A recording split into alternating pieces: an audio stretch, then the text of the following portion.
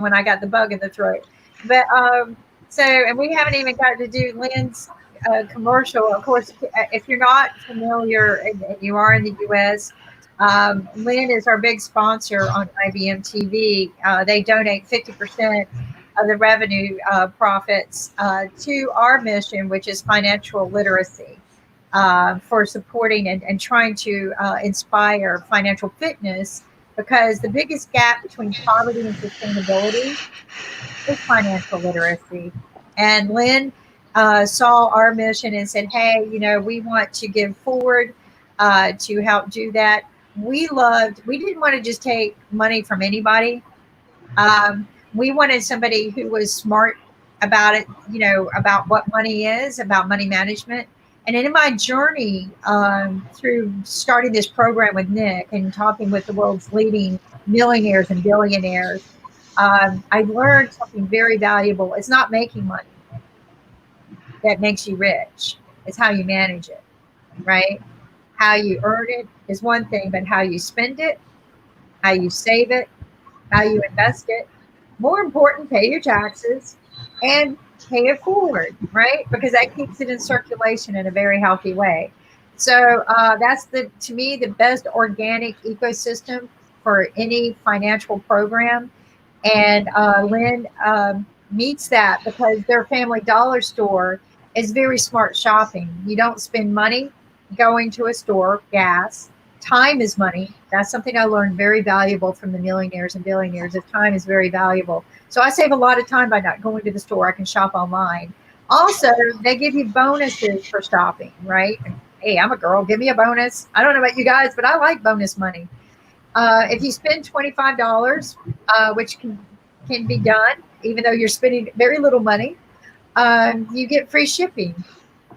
And one of the things I learned about his dollar stores, they have name brand products and products that I like to buy that cost me $60 at the stores, cost me $2 on Lynn's store. Same product, same amount of volume, $60 here, $2 there. I mean, come on. With the $58 I save, I can go buy a new dress, right? Or invest in another solar box. My solar boxes that I build only cost me $40. And then I have to buy the pan. The pan costs me about, whatever. But anyway, so what I'm saying is that when you shop smart, you save money. These are essentials that a lot of things that the Family Dollar store offers are essentials that we need, right down to masks. And I deal in PPE equipment as one of my side companies right now. And I'm going to tell you what, you can get masks from Lynn cheaper than you can wholesale. You can get a box of 50 masks for 25 cents. $25. Or $25. I'm sorry, 50 cents. I mean, that's darn cheap. You can't do that. And they're the same box of masks my doctors are using when you enter their building. They before you come in the building, you have to wash your hands and get a mask. And it's the same box. I've looked. It's the same box. So I'm just saying that the Family Dollar store that Lynn has come forward to address not just the essentials that we always need every day: soaps, shaving cream for men, razors, clippers to cut your own hair. But they've also come forward with CBD products. They've also come forward with PPE products. There you go, the CBD patch. And they also have the CBD tablets. They're one of few companies who managed to sell CBD without getting the purchase canceled, because PayPal will cancel purchases of CBD, and so will some of the other electronic payment systems. A quick question. If suppose I am ordering something from Dollar Store, a CBD patch, and if I want to reorder it, if that CBD patch has some kind of QR code, I'll just scan it and place the order. Is it possible? Do we have the means to reorder the patch? Only from the CBD patch. So there's a barcode. I'll just scan it, and it will auto order. I mean, maybe your company or someone. I mean, we can work it out. But that should be auto ordered from there itself. I don't have to go to the website, pay the amount, and do the needful. It should be automatically done. An automatic way. We've been talking about that. We don't have that automatic reordering right now, but we will. The very first product it won't be the CBD patches. It'll be the Minion napkins. They're the ones that Kimberly likes. That, ooh, yeah. So I am going to have to jump off, but I want to ask a quick question. With a compost, and I thought that was a fantastic idea that you were talking about with the news, because we've composted for years. We're gardeners, so we do that kind of stuff. Yeah. But the problem is that I see, and maybe you can tell me how you solve that problem. Why aren't we all going to turn out to be 300 pounds because we can't create enough compost to be able to heat the house unless we eat ourselves to death? Compost is what you don't eat. I'm sorry? Compost is the stuff we don't eat, right? So to me, I create a lot of compost. Yeah. But it's the food. But I don't, again, you have to be careful what you compost. I do not compost any meat products, right? No, sure, right. No, and I understand it's what you don't eat. Right. But the point is to be able to get enough of what you don't eat, you have to eat a lot of other stuff. So there are other things to compost. Do you mow your grass? Yeah. Do you? I love that. Do you mow your grass? Yes. So yes. we can do that. And the leaves, we grind the leaves, right? The leaves generate a lot of heat. Did you know grass is what actually makes the heat just explode? Yeah, I know. So there's a lot of energy burning in grass when it gets into your thing. So there's many ways to build on your compost. If you wanted to build a real system there, this is my experiment. So I'm just using what I have, right? Right. But what if you made a deal with the local school, right? And you said all the compost that you're not using, put it, we'll bring a truck, pick it up, and put it here. So I mean, there's different ways to do it. A friend of mine wanted to create his own, homemade diesel, right? And so what he did was he made it because he was making it out of frying oil. And he made a deal with all the local restaurants. Don't throw away your oil. I'm going to come pick it up because I'm going to recycle it. And he was making diesel oil out of recycled. So there are ways to do this. Sure. Restaurants throw away a lot of food. They throw it in the trash can. So there are ways to collect this and probably put it into a compost situation where you can generate enough heat. But it has to become a business, basically. Right. But I was being a little bit funny. I love it. It would have to be 300 pounds to generate enough to heat my house. You're absolutely right. So, yeah, and if you're a gardener, you're not going to use leaves because leaves are great. You just cut them up and put them in the gardens. Yeah.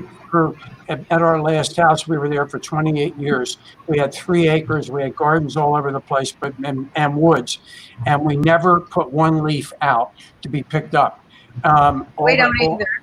All the neighbors did, but we didn't because I would just simply blow them into the gardens and then get out my composting lawnmower and just compost them right in the garden. So my mulching mower, I mean. So, yeah. And people don't understand it. They have to be mulched. You cannot put a whole leaf into the garden. It will destroy the garden. It will kill the oxygen in the garden. It'll get mold. Mm-hmm. It'll get mold. So you don't want to do that. So anyway. And Lynn, before you leave, we should catch up on the payment parts. Remember the last discussion? Yeah, I remember we talked about that. Yeah. So, I'm not gonna hold you right now, but let's catch up whenever you can. I'll put my my email address in the chat. So get a hold of me. But we make it real easy to get to the dollar store. If you go to ibm.tv, you click on the dollar store.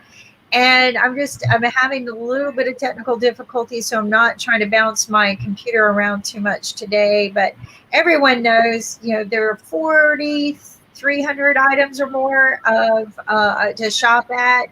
There's no reason to leave home and they have all the name brands they have. They have Johnson's and they have all the best soaps. Irish Campers. Pampers. Yeah, You know, they got toilet paper. They were the first to get toilet paper. right. So, yeah, I mean, so it's just, but the, you know, the fact that they kind of stepped up to current needs and they got masks. And I do, you know, if you need gloves, I have We a have gloves, distributor for right? gloves now. But, you know, they've got all of these things coming out. The CBD products, I think, are amazing. Um, and this is Sixty what I tell percent, people: it's so 60 inexpensive. Go ahead. 60% of the products are made here in the United States. Unfortunately, at the moment, we can only ship in the United States because it's too expensive to ship out of the United States. But as Kimberly and Ankit, and I know Willie has heard this, and probably Sharif also, we're working on the possibility of doing online stores in India, ultimately migrating them to Malaysia and to Australia. Um, Ketul, you can, or Kettle, however you'll have to tell me how to pronounce it when we talk. But anyway, since you're outside of Baltimore, you can have stuff shipped to you.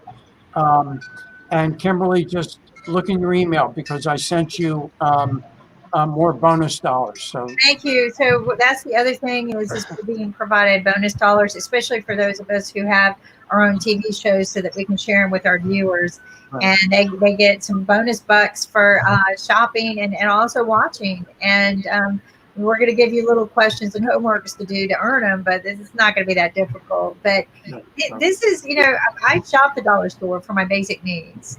But now, I mean, when COVID hit, I didn't have to go shop there, and then I found out they had minion napkins, and I'm like, okay, I'm hooked. Um, so, but you know, you can't. I just can't say enough. You know, one, you can try CBD products cost effectively. CBD in itself is very expensive to buy. Just in a little bottle, you can pay up to $100, $120 for a little bottle, and they've got them for, you know, packages that you can try them out, and they're $2. I mean, you're not going to regret that decision, right? Most of us will throw away $2 every day. So, Yeah, let's all shop, after this call. All yeah, of yep, the there we go. let's toilet do a papers shopping and hand party. sanitizers. So, Let's do a shopping party. Let's do so it. let, Yeah, Thank you, thank you, shopping party. I'm Yep. just having okay, I problems have to getting on run. internet. thank All you, right, guys. Lynn. Okay, Lynn. Catch See up you with all you tomorrow. later. Bye. Okay, bye Yeah, bye. my internet. I don't want to risk going down. So, but this is good business talks, and solar energy is probably one of my favorite subject matters. As a girl, there were many things I wanted to do, and finding alternative energy was one of them. Especially when I first went to engineering school, and I was studying electronic. I began studying electronic engineering, and I converted over to computer. Um, and only because that's where the jobs were. That's the only reason why I switched over. Was it was a means to do it, but a means to an income. And but it didn't hurt me any because I still kept my electronic background, but which I found Mm. fascinating. Actually, Kimberly, And Kim, in it's time to talk about payments energy with All right, Ketul. So, payment what do synergies we is have very about payments energy? important. This is very important. This is where I was leading to. Is once Yeah. you get to this energy, now you got to generate what revenue. Revenue. Yeah. And And yeah, and actually, I wanted to understand like Ankit's question that he asked for earlier about when you scan the QR and Yeah, then yeah. you So, automatically yeah. buy, right? Is that like it depends on where you scan that, the QR. So, Is that Ketul, like on the dollar yeah, the fab? question is that people to buy a lot of stuff they have to go to the website of dollar store, and I'm using a product and suppose the product got finished, and I'm little lazy. I don't want to go to the website. So if I just scan something on that package or somewhere, I just scan it and automatically it picks up my membership ID or something, and then it places an order on dollar store, and they can supply it to me, something like that. Yeah. So normally, what the use case is like, you had to open the app, right? Yeah, That Family Dollar, and then scan whatever you wanted to scan, yeah, because there should be a unique identifier that which is linked to your account and linked to the product, and they can ship. Like for example, if you know the Amazon Echo Dot or Echo, right? That they Yeah. have a Alexa, and you can buy through Alexa, and you don't Yeah. need any device, right? You can tell Alexa that, hey, order this product, and then it'll place. So basically, like, that Alexa is linked to your the Amazon account Yeah. and linked to the product. So there is always a unique identifier, right? So you can say like product number one, buy it now, and then they'll buy it for you. So it depends on where you actually go and Totally. scan it, or even say, or even type a number. So like, for example, if store doesn't have an app, right, we can generate an app, and Yeah. all the products basically linked on that app. So you don't need to go to the website, just open the app, scan whatever the product you wanted to buy, right, and then that's it. Like, because all the order has a SKU number, right, Yeah. that we can link Yeah. to that. So there is a possibility. Yeah, there are a lot of ways to do that. Yeah. And there is one more thing that I wanted to talk about, on especially on today's discussion, that everyone's familiar with CCTV camera, right? Yeah. Now there is a new way to make a payment through CCTV camera. I was reading the article. Really? Yeah, so Tell me where the article is. Yeah. in the few hotel systems, right, the lodging properties, like they have a CCTV cameras, and basically, like, you walk into the restaurants, or you walk into the bar, right? Basically, they monitoring. There are two ways to monitor. One is like, through send the entire video recording to their servers, or Yeah. scanning the faces and send the images to the server. So what that CCTV camera do is like, they scan your image, scan the location that you are at the bar, right, and then all you have to do is like, at the final check, right, all you have to do is like, probably they have a device or not device, just look at the camera and say yes, and you're good to go. Because they scan your face, they know that it's you, right, Yeah. you're showing the sign that, okay, this is fine, my bill is fine, and then all they have to do is like put your check on the folio, which is open folio, because you're staying in the hotel, and that's where you make the payment. So technically you don't need anything. So that is a new way that they are doing it, and it's actually it's very like about to go live kind of solution in the market. So uh, that's one of the cool thing that I was reading yesterday, and I think it's pretty advanced, And Ketul, and what I've experienced is that I was staying at one of the best Western hotels in New York, and I didn't show up at the checkout counter. So they had a folio, it was open, and then they have a policy that if you are satisfied, just drop the key at this box, and yep, you are good to go.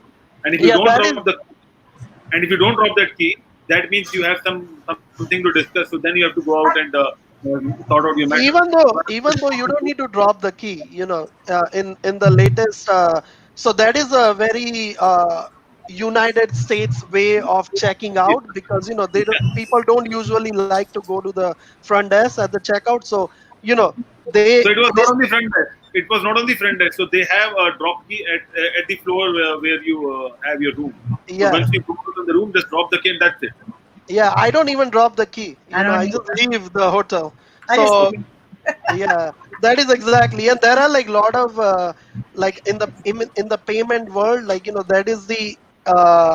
that is a normal process in the United States, that people don't check out.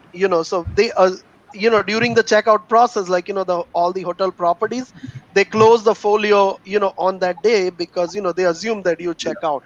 So Yeah. if you don't, then they probably put like one more charge on your room, because when the room service and they have to they come go in. and clean that, so they know, so they report. So that is how normally, but that is there are a lot of so I was working with the Marriott last year, and there was a one of the use case in the Cairo, Egypt, and Dubai, on the Ritz Carlton, that people, when the United States people travel abroad, right, they don't go to the checkout. And what happened was, during the checkout, because in the Marriott hotel, they have a little bank terminal sitting. It's a local bank terminal where they make the payments, Mhm. and then they have a property management system which is not linked to the local bank. So what they do is like, they enter the all the check-in information on the property management system, and then they take your card, chip in or swipe in the little bank terminal. and when they approved, they put the authorization code manually on their system. So basically, it's a two standalone system that they operate. Now let's assume that that number, that when they put the card number information on their property management system, the third party, like a gateway providers, they take that card number, tokenize, and send the token back to their system. So now that system only have your token number, not the card number. So let's assume that you don't go to the front desk, you left the hotel, right? And now they have to close the folio manually. They don't have a card number. So how are they gonna punch on the little bank terminal? Because they need a card number physically or the card to finish the checkout process. So that was a huge discussion that I was part of, and then I designed a little workaround for Marriott last year, and design a little standalone device. So what that device do is, swipe your access card. All the property champion, they have their card, right? So we know that whoever is authorizing or whoever is using that device is legit, because we are dealing with a lot of sensitive data. So you swipe the card, that access card, and then enter the full token, that is whatever the gateway providers, and then that token replace with the card number and expiration date. So they take that card number, expiration date, and then they finish the manual checkout process when somebody left the hotel, like Kimberly or like me. So they don't have the card number. So that was a huge issue in the past. So what happened was, like, all the property reach out to Marriott headquarters in Bethesda. They call the gateway providers for the card numbers, and there was like a lot of back and forth, and a lot of fat fingers happens. So this is what the workaround solution that we did. So now, to resolve the whole issue, like, they have a lot of advanced new ways to do the payments, and that is one of the thing is CCTV camera that handles everything to check out. And also, you don't really have to have uh, any key dropping or like checkout. And now the keys also, it's kind of expensive, like, the key card is Yeah. expensive for the hotel, because It a is. lot of people take them with them, and then it's basically trash. And how much does that cost for each key card for the hotel? $10, it's 25 uh dollars. it's a 10 cents 10 per cents. card, yeah. Okay, so it's but not so bad, but but every year, just imagine how many guests that they have, and how many unnecessary expenses they have. A lot of people lost the key cards, so many things. Sometimes they give you more than one key cards, so I'm there are a lot bad. of expenses, yeah. I'm real bad about it. So they would be better off giving me a permanent necklace or something, right? And then I stay with them all the time, the same places, and I come in, it's got my RFID, and then it just gets me in and out. I've had some weird experiences, but one of my favorite hotels, you guys are going to flip out over this, they still do the old fashioned key. Oh, Oh, They still do. that's So interesting. my favorite hotel, I'm not going to tell you where it's at because I don't want anyone to know where I go. But they still have like the blue plastic, right, and the key, and then they have a key for the pool.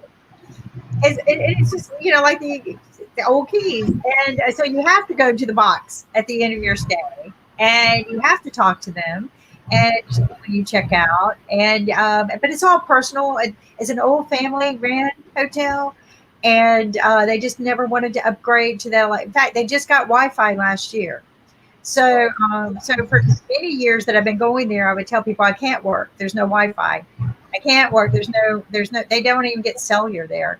Um, I'm pretty sure they seriously need me, to talk to them and upgrade.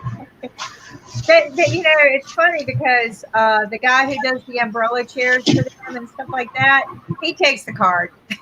he does Yeah. everything. He does everything electronic. He's young like you, and he's got a young mindset. But the hotel itself still works very old fashioned, um, Yeah. and But it's now they send the key on your, app or mobile wallet, so it's pretty easy. Just like tap your phone and you can enter in the door. yeah. So I've actually used and one Kim, key system that used your phone, right? And what Yep. it did was, is it took the Bluetooth from your phone to let you on to the where you're allowed on the floors, because some floors you're allowed to go to VIP, and so it would automatically run the elevator for you. I thought that Mm. was really cool. That is cool. Yeah. That was in San Francisco, by the way. Uh, Mm. I'm trying to Residence Inn, I think. Um, I think it was, so that because it would let me go up to the rooftop. But anyway, that was, I thought, way cool. What, Ankit? There are a lot of hotels in India where you will get a butler for 24 hours, and one of them is at Udaipur where I stayed. It's on the lake, and you get a butler since the day you park your car outside the parking, and then you have to take the lake boat ride and then reach out to the hotel, and you don't need to do anything. No payments, nothing. Everything is all paid or whatever it is, and then they have your card, as Ketul said. You just have to, punch your card and share your ID, and that's it. Yeah, You don't have to do anything, and then they check out once you are at a parking lot. If there is some balance in between, they just check out and clear the payments at that time. And the butler will do the needful because it's a big country. We have a lot of people around, and there are a lot of hotels have a lot of butlers, and that's how they hospital. see, Get the best hospitality. being able to tip electronically would be great too. I had a friend who invented an app so that you could tip people electronically, because not everybody. I stopped carrying cash for a long time because I haven't had attempted muggings, because I'm tiny and small. People think that I'm not going to fight back. So I quit. I just finally, I tell people I don't have money. What are you going to mug me for? By the time you run away, I'm going to cancel the cards. But Yeah. so I don't, but so tipping is another thing. But I'll tell you one of the coolest things I used to do, and I would like, if for some reason it stopped, but I used to book my business trips to New York a lot, right? And in there, I would go through Priceline, and on Priceline, I would book my car ride to and from the hotel, my car ride to and from the airport, actually, my flight. They would have a limo waiting for me, a limo, not a taxi, a limo waiting for me. It was cheaper, a lot cheaper to do it this way, because I added up the price several times. And then my hotel, all my tips were included, right? I would tell them how much. And I hit my card one time, everything done. And if I missed my flight, they would rebook a flight for me. And I wasn't paying premium prices. I bought Hmm. one package, all inclusive, and this was before really good apps existed. But now I think the app, if they had an app, it would remind you, hey, your flight's at 2. You might want to, you know. But my limo. But the thing was, is that it allowed me to have a limo driver that was cheaper. I didn't have to pay any tolls. All of that was figured in. I didn't have to do anything but pay one bill. Yep. And I added it up, I don't know how many times, because I just couldn't believe it was that much cheaper. Because people go, well, how can you afford? You must be making a lot of money. And I'm like, I'm telling you right now, I'm saving about 50% doing it this way. And I didn't have to deal with the aggravating, I hate saying this, cab drivers. And Expensive But then cab drivers. but that is what, like, most of the hotel industries these days, like, to give, like, very easy process for the customers and attract them towards, like, the enjoy the whole hospitality, experience. So that is what exactly, like, they do, like, they even offer you. I was surprised, like, in Dubai, one of the big brand, like, Marriott's Ritz Carlton. It's a 6-star property in Ras Al Khaimah, which is a city in Dubai. What they do is, like, they give you in villa check-in. So basically, like, when you reach there, right? They already know that which villa you're gonna stay, right? So they will take you directly over there, that villa. You can get fresh before even, like, check in, right? This is like, you can get fresh. They give you, like, food and some, like, meaning, like, appetizers and some fresh up drink. And then they give you, like, the check-in information, and little bank device, which is, like, connect with the cellular data. So they okay, take you in your villa, and all you have to do is, like, okay, you're checking in, whatever the card or the way how you want to pay, and then that's it. They leave. So technically, and checkout also, you just leave the villa, and the cab or the camel ride will come pick you up on your villa. So Yeah, technically, you don't need to see the front desk at all. The whole that's why I experience like is there. that. That's That's why I like wonderful. that And process. also, All I saw was the concierge. Yeah, Everywhere I went, the concierge took my luggage. I didn't have to do anything. exactly. Yeah. They Same, changed it. They Ketul, changed. I was watching Sharif's show a couple of days back, and one of Sharif's friends visited China, and he just, I think he had opened the account in Alipay, and then he paid all the money through Alipay. Is that what Sharif he was discussing about? Which one? One of your friends visited China in January, and then he paid. He opened an account through Alipay, and then he paid everything through Alipay in those 14 days of the visit. I think you forgot about that conversation. So, so no, no, no. Okay. No, yes, I understand what do you mean. Yes, something happens. Even in Malaysia, specifically, like I'm just trying to learning about this money transferring and other issues. I'm trying to understand because yes, there are many. Sorry about that. Can you hear me clearly? Yeah, yeah, Yeah. yeah. Okay, so there are actually many actually immigrants and many other solutions. They are trying to solving this money transferring and this kind of thing. Even Malaysia actually tourist-based country. So many five-star hotels and the three-star hotels and many things is here. So definitely, like example, the uh, I think you have a very good chance. I don't know. Maybe you have already business in Malaysia, but issue is that money transferring is a good issue. I'm trying to learning. Even actually, this session is very interesting. What I learned from example, renewable energy. Malaysia is a very good hub for that. Even the money transferring, many things happening right now. Even in Middle East and the Asia Pacific market. So many things happening. I'm trying to But learn. Ankit, What I've understood is that if you are a traveler and if you are traveling to a lot of countries, and if you can have a kind of a temporary travel account at the airport, and suppose we sign up with Swiggy or Alipay or Google Pay or Apple Pay based on the country to country, and then based on that currency, we can just use that currency within for that particular vacation. That would be yeah. good to set up at So airport. watch the video on YouTube. There is one very interesting regarding Alipay, like how you pay Okay. in China, and it's super interesting the way they do the process.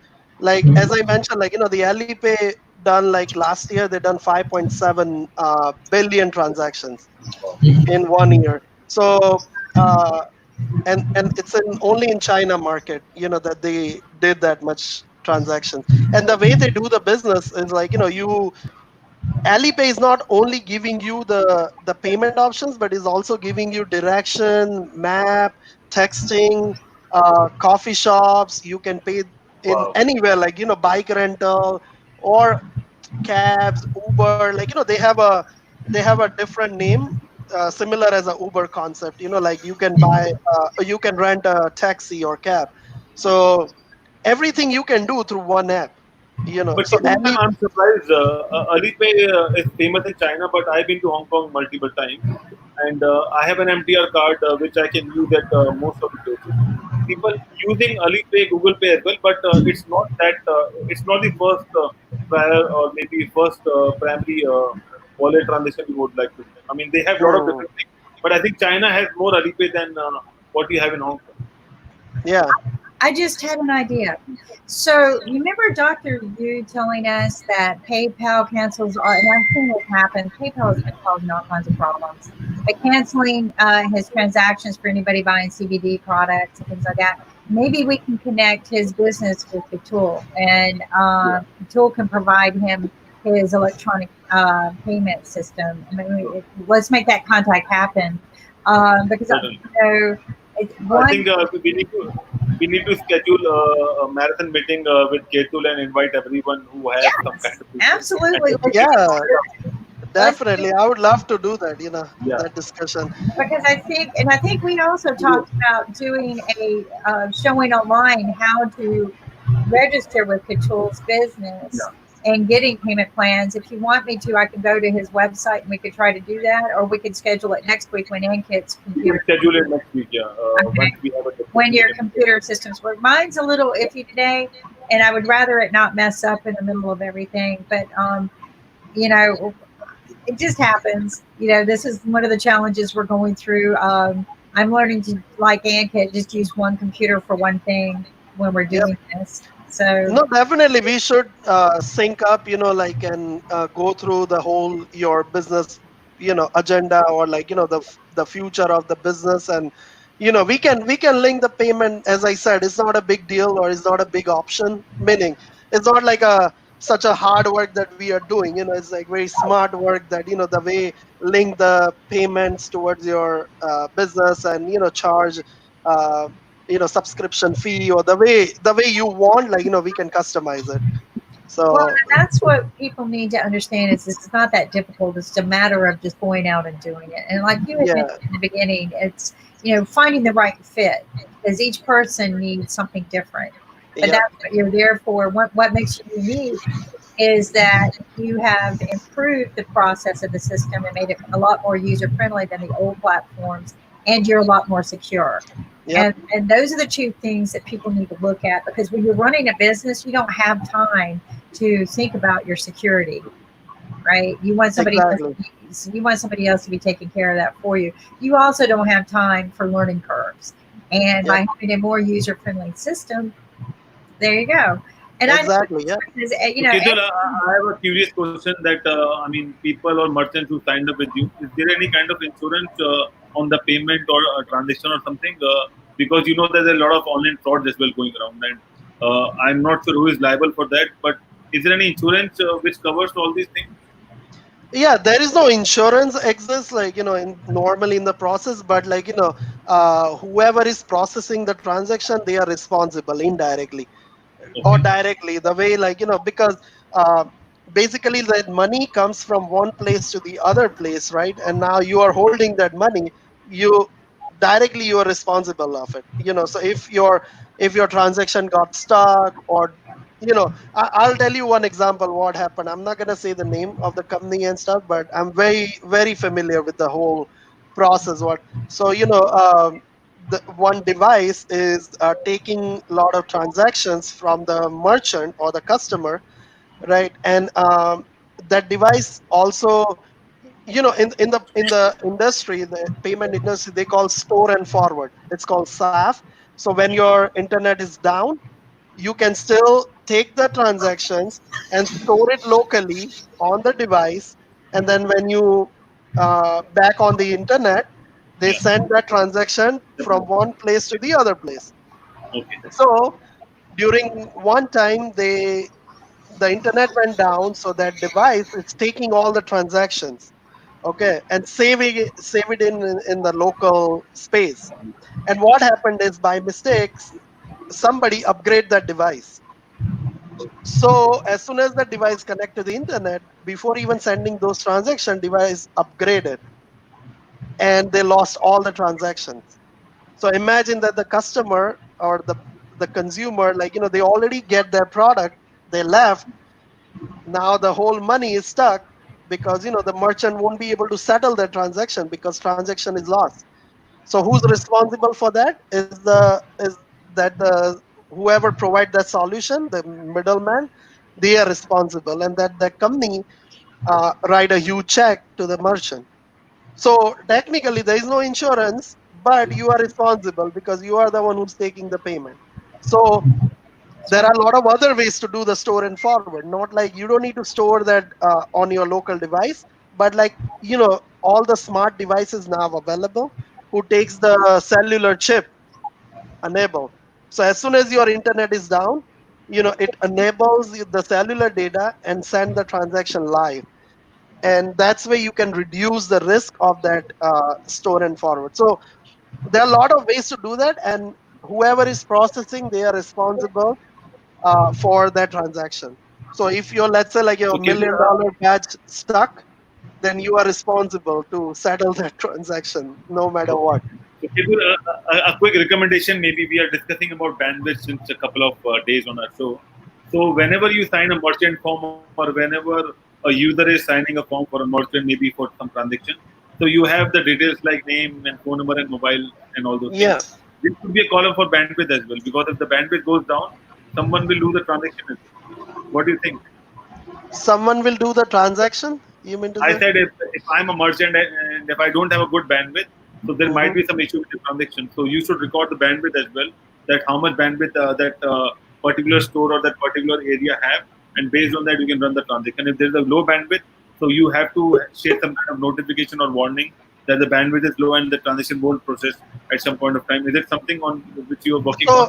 So, when we sign up the merchant, like, we clearly explain them, like, how your system will work. So definitely the number one thing is like to have a high speed internet, because without that, you're not gonna be able to do the business. But now Yes. it depends on the merchant, the way how they want. Like, so for example, there was a customer, Seas Candy, if you know, in the US, like, it's a very seasonal business. So Seas Candy is the one that, say like, oh, I know, because they use normally the mall internet, the mall Wi-Fi, because they are in the mall. So they know, like, there are a lot of issues with the bandwidth. And when we signed up that merchant, or any merchant, like, we explain them that clearly, that, you need a store and forward, or you need a cellular data enable, because, if you don't trust your internet, then, we are not responsible for your transactions. Yeah. Because, let's say, for example, uh, you don't have internet, so there are two ways, like, that transaction won't initiate. So technically, they won't be able to do any sales, so that Yeah. transaction is stuck there, right? So nobody's responsible, is they are losing the business. But if you want to move forward with the transaction, even though you don't have internet, then there are a lot of other ways to do. So we don't really like check that internet connectivity, but we clearly explain the whole business use case, that, like, this is what the possible solution is. So that's why I mentioned, like, many times on your show, to educate the customer is most important thing, because they might don't know, like, that how my business will affect with the whole thing. So we educate them, it's their decision, the way they want to process. We will happy to take care. But uh, so there are many ways to do that.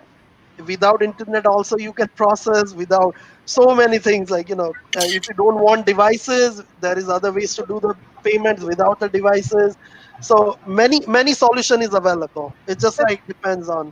Yeah. Let's talk about say for instance Sasha has a business, just for example, and he has an online um, store, right? Or something that people go to once a month and they're going to buy from him for that month for an Mhm. event. Say Sasha hosts an event once a month and he's going to collect money from them, right? And at the end of the day, there's going to be some prizes given to some people, but he's going to collect the money from them. So he could set up getting payments through your company onto his online event, right? Yep. Okay. So basically, like, when he has a website or any online platform where he collects the money, we can link the payment process, so that money is, instead of him is taking it, we will take it.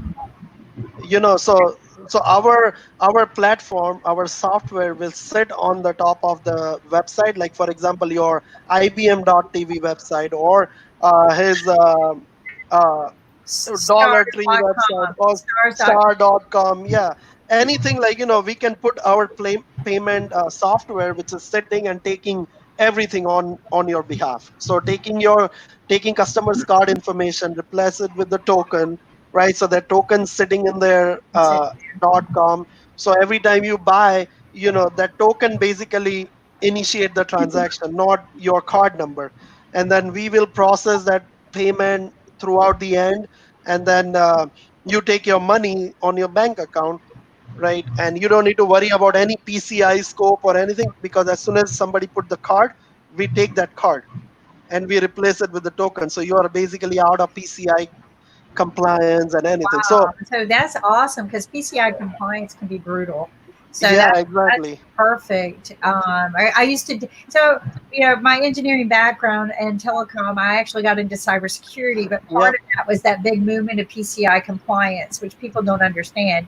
Payment card compliance, right? Exactly. So Yeah, and there are even so many things that people don't understand, like local mom and pop shop. Like, they even like put the card number written on the slip of paper, right? People Or do that. yeah, people do that. They don't know, like, what, how effective this is, or, like, Right. for fraud and all that. So this is what we do, like, our payment platform basically take all your data, right, all the customer data, and then replace it with a token, so you're basically out of any danger, there.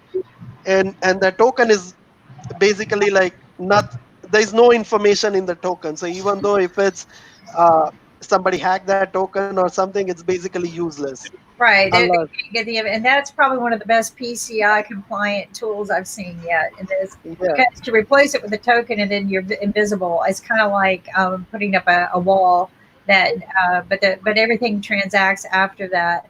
What if say Sasha's clients are from all over the world? Does it matter? Different currencies and stuff like that? No, so that's why, as I mentioned, that it depends on what company you are choosing to do the payments. uh, because if your company is local, right, in the United States, then they're not able to take the payments outside any other currency but the Right. dollar. But if your payment company is like globally, then they can take anything. Like, for example, we take like all the currencies in Europe, we process in Europe, we process in Asia, we process in Americas, even Latin Americas. I'm doing a project recently with a DCC, whole like dynamic currency conversion. So we take even the Mexican pesos and process the transactions, or the local currency, or US dollar. So there is, depends on, like, who's the payment provider, Okay. like, and how globally is established. And that, so for example, if you go with my company, then you don't need to worry about if you have a business in Europe, because we process in Europe too, and the same platform is processing in Europe, and same platform is processing in United States. So even though in Euro we'll take care of that part, even though you have a customer who wanted to pay a dollar in Europe, we can do that as well. Or if your customer wanted to process a US dollar in Mexico, we will take care of that part as well. So So this sounds interesting, and maybe that's the example we can do next week. Is maybe Sasha can explain a platform, and then you can show how you set that platform up and make it easily set up and transferable. Like you said, everything can be customized. mhm, Once again, it's very difficult to find a good payment platform. I've worked with PayPal for years. You have to understand, for years. And yeah, this past Christmas, I don't know what happened. If there was, I got to go look, but you couldn't do anything with it. They were canceling all of my transactions. The system would go down. They canceled a couple of companies that I work with. They just canceled their accounts completely, so they couldn't even take payments. yep, And they didn't do anything illegal. They weren't even dealing in the CBD oil situation like people you saw were complaining about. They were non for profit organizations raising money that were legit. Like, I've worked with them for years, and I'm sitting here going, what is going on with PayPal? So I completely did, just said, okay, I can't do business with PayPal for a while, even though I still have my account with them because I need all my accounting over the years, um, for tax reasons. But so then we went to another platform, and I forget what it was, but one of the ones and they weren't taking any. It's like they all got hacked. So we ended up having to do your old fashioned wire transfer. Like, we mm, literally just, and wire transfers. Well, years ago, I tried to do a wire transfer of some money to my son in college. So this was back in 2015, um, and it took 7 days. So, yeah. so here's what happened. I the money came out of my bank account. I filed a complaint with the banking industry or the financing industry. The money came out of my bank account, right, and it sat Hmm. somewhere. So it was gone out of my bank account, but it never went to his. And I called the bank and I go, well, where's my money? Well, we have to. It goes through checks and things, that we don't know. It goes through the Federal Reserve. I got all the notes on it. So, Mm. what do you mean who's managing my money? Well, no. It was excuse. I go, well, when's it going to get to the account? Because somebody's making money on my money in this transaction right now. 7 days. I still have it somewhere. All the documentation of it left my account. It sat in limbo. Nobody could tell me where it was, who was doing anything with it. And then 7 days later, it came in his account. That should have never happened. And so I quit. Yeah. I quit using wire transfer, and we bank at the same bank. This is what bothered me. So Yeah. No, that. wait. That was I took it from the credit union to put it. So that was two different banks. So that was two different banks. But Yeah. even in the same bank, it could take more than 48 hours, which bothers me because where's that money? What is it doing? Right? Um, No, and that is a very possible scenarios. Like, there are a lot of yeah. miss things happen. Like, for example, recently, like couple of months ago, in my bank account, I saw like $7,000 deposited at one time, and I wasn't aware like where the money come from. So after like 4 days, because I thought like it may be a mistake, they will take it. Nobody took that money. It was still sitting in my account, and I'm like, somebody definitely will lose this money. So I call the bank, and they take like a month Yeah. to process and decide whether it's like and then the conclusion was they took that money back from my account, and they said like, oh, there was some mistyping issue with A the typo. class. Typo. I'm like, thank God that somebody deposited in my, what happened, somebody took from my account. you know Yeah. like it shouldn't happen that way. So You heard uh about the typo here with the stimulus, didn't you? There was a typo on a stimulus check to a guy who works for. He was a fireman, and it was like was it 16 million, and kid? So they put Yeah. 16 million in his bank account by accident. So 16 million. He's a fireman, right? And we're all expecting our stimulus, right? So he goes to the teller two to teller bank, yeah. the ATM to get money out, and the receipt shows $16 million. So he had to hit the account again because he thought, so am I? Did I get the guy in front of me's account right? Something's wrong. And came back again, 16 million. It's like a winning a jackpot. Lottery. There you go. It's like hitting Sasha's investing class. Did I go to Sasha's investing class and win? You know, uh, you win some, you lose some, right? Did I win? Isn't there an ABBA song? But winners and losers. But anyway, By the way, I just saw the picture of uh, the poker table, right? That Sasha. yeah. So It's have a you heard roulette that? table. Is that It's the a roulette roulette table. roulette table? Yeah, Yes. sorry, not the poker. That was an interesting news I read yesterday, that the guy put $100,000 on one number on roulette table, and he won. Wow. What did Wow. you It's three win? $3.5 million. Wow. What an Uh, odds, it right? was on the news. You can search on it. That the guy How and often does the house lose like that, Sasha? That's less than 1% that they lose, right? Less than Mm, 1%. I'll tell That's you amazing. to a much lower probability winnings that I had on more than once. For example, there is a game now quite popular in Las Vegas and other casinos by the name Three Cards Poker. So let's see if you get, say, clubs, queen, king, and an ace. That's basically Flash Royale, except that because it's a three-card poker, so there are only three cards. Like in normal poker, it would be five cards. It's three cards poker. But if you have that combination, you're winning a very substantial amount of money. Um, So once in Man, Beth. right, so Wow. once in Aruba, I was there with That's my wife, and the first day that we arrived, we went to a casino after dinner, and there was a bonus.